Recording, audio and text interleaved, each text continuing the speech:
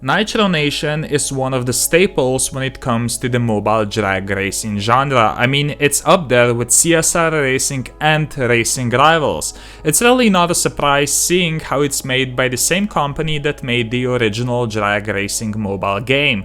I have to say though, I never really played Nitro Nation unless you count this one video from 2019. Now, I kind of forgot that this series even existed until like 2 weeks ago when I found out that this genre that we call the mobile racing game scene is getting a brand new Nitro Nation game.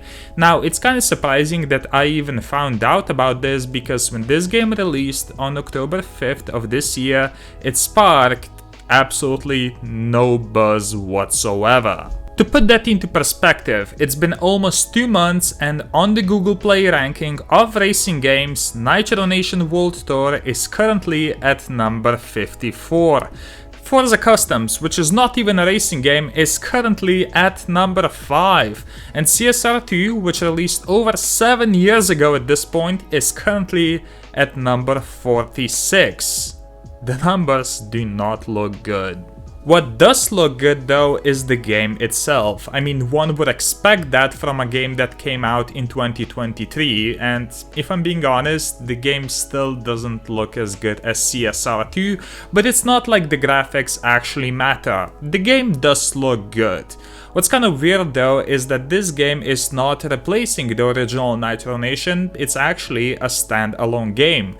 Now, other than the name giving Vietnam flashbacks to anyone who has played Racing Rivals, I don't see a point of this being a standalone game except the NFTs. We'll get to that. Look, I am by no means a Nitro Nation World Tour expert. I played through some of the campaign and here are some of my notes. First off, you cannot select your starter car. The game just forces you to buy the BRZ, which is about what you would expect, but I think that this is the first drag racing game that I've played that gave you no choice of a car at the beginning. That's fine though, as you do get a decent selection of cars for the next car class. The aesthetics of the game are really well thought out. I love that some of the maps have a really unique feel to them, which is something that I haven't felt in many other drag racing games. The racing itself is simple, but it works. You have to do a burnout before every race, but this is probably the most thought out burnout mechanic that I've seen in a game so far. It does feel satisfying and the racing itself is very straightforward as well. You launch and you shift. All is well and good, except, look, I'm gonna be honest, the game just feels way too easy. When you rev up your engine to do the burnout, the needle is going to jump at almost the perfect spot for you to do the burnout, and it's the same with the launch. It just feels like there's no point in actually trying, and while the burnout mechanic does feel unnecessary, I do have to say that I really like that it's actually very difficult to get it to 100%. It's the only part of the racing that feels like a challenge, and I feel like overall it could be a bit better.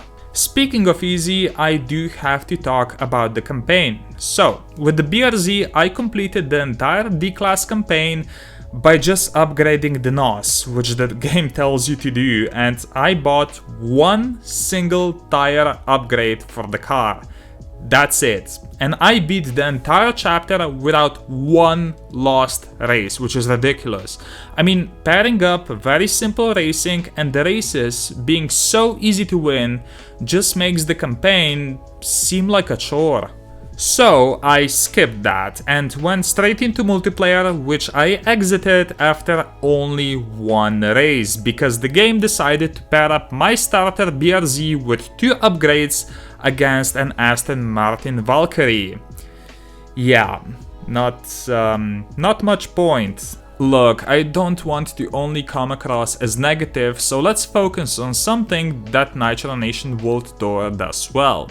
The car customization is quite good, you can put body kits on the cars and paint them, and honestly, the car list itself is very healthy too. There's a lot of really cool cars here.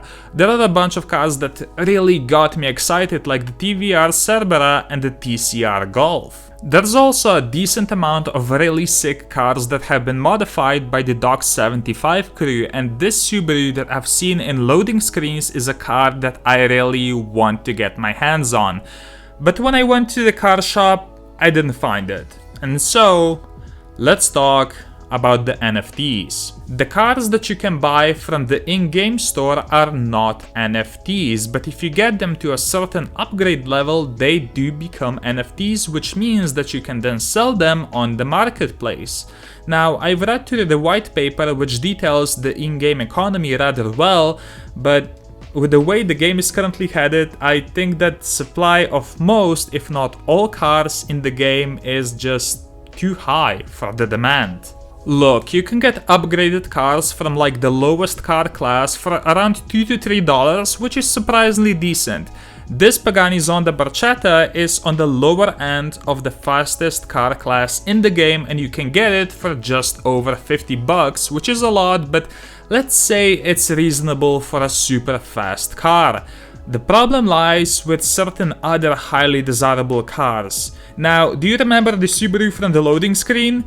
The cheapest one on the market is gonna cost you just over $280.